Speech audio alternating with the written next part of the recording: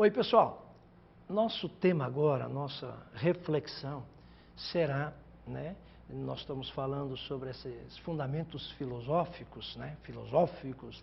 Então, nós iremos trabalhar o tema aqui, a Escola de Frankfurt. Antes de nós entrarmos no tema, deixa eu colocar. Frankfurt é uma cidade na Alemanha, no centro da Alemanha, e então essa escola, esse entendimento surgiu ali naquele complexo todo, ok? Então é só para nós nos localizarmos, tá? Como podemos analisar, a educação é um produto histórico-social, tá? Então deixa eu colocar isso para vocês. A educação é um produto dessa história e desse envolvimento social. Por isso nós precisamos compreender isso, uma determinada realidade social. E por isso reproduzir uma certa medida os pressupostos constituídos ou que fazem parte dessa constituição da cultura social.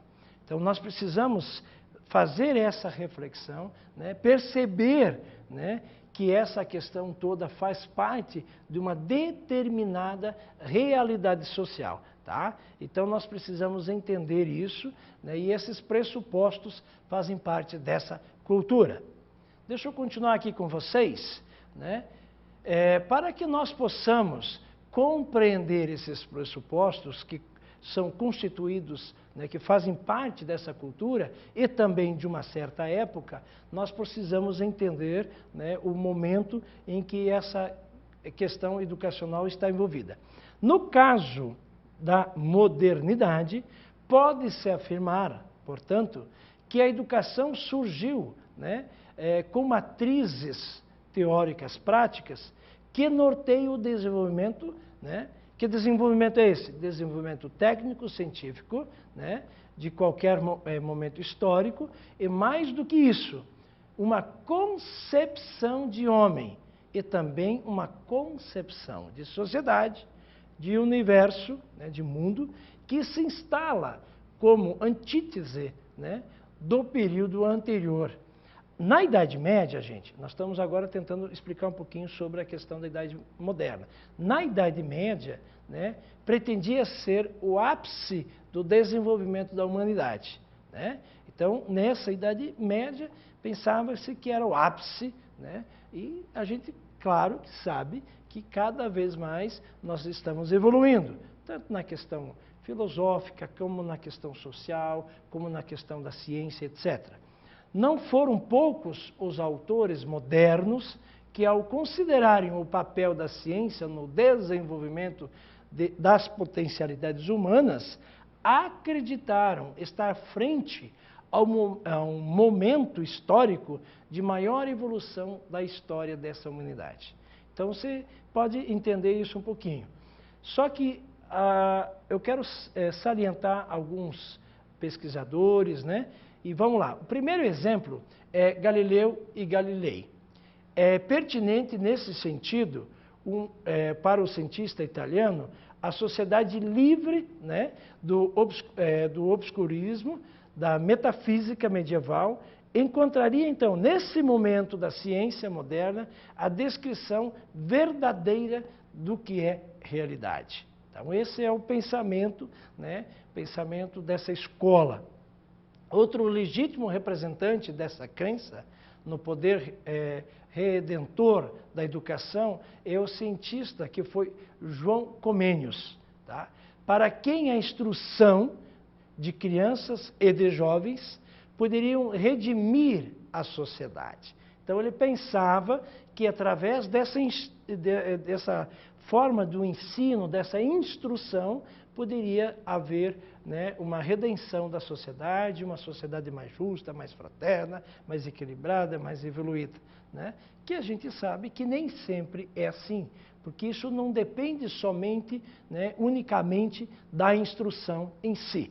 Tá? Vamos lá, gente. Todavia, foi no momento iluminista que se alcançou o ápice da confiança no poder emancipatório da razão humana. Tá? Então, através dessa reflexão.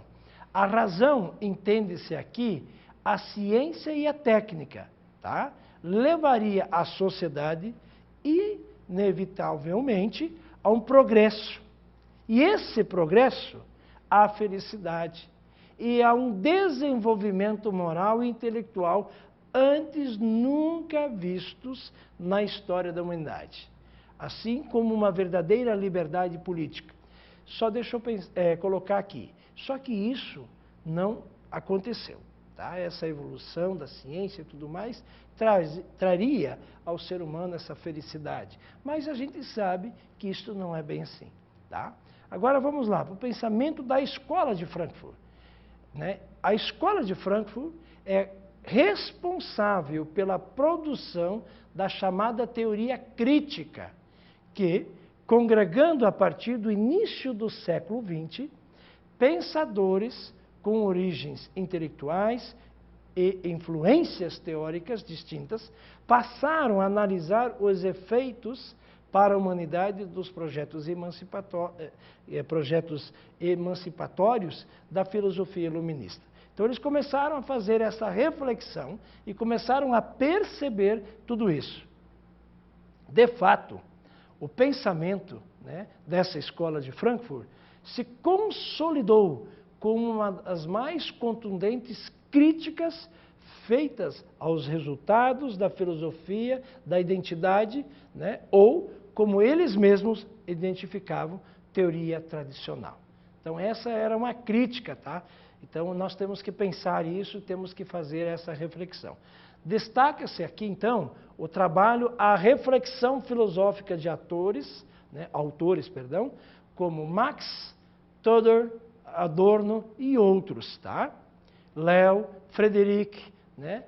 Nas considerações feitas, né, por esses autores, né, nós podemos observar alguns elementos, né, dessas teorias que podemos também trabalhar e ter esse conhecimento dessa racionalidade comunicativa e dessa ação comunicativa.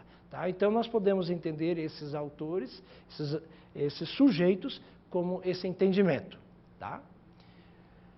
Um educador do século XVII, autor de diversas obras, né, que trabalha essa temática da evolução e desenvolvimento social, né, vendo essa didática magna, sua obra mais conhecida, né, como a didática magna, que é Comênios, né, para os intelectuais dessa escola de Frankfurt, o projeto emancipatório e filosófico, né, trouxe ou transformou essa ideologia de uma forma de instrumentalização do homem pelo homem. E dessa maneira, a razão, né, trouxe a complexidade desse pensamento da razão, que nessa perspectiva iluminista era vista como o esclarecimento da escola de Frankfurt. Né? Então é muito interessante nós entendermos isso.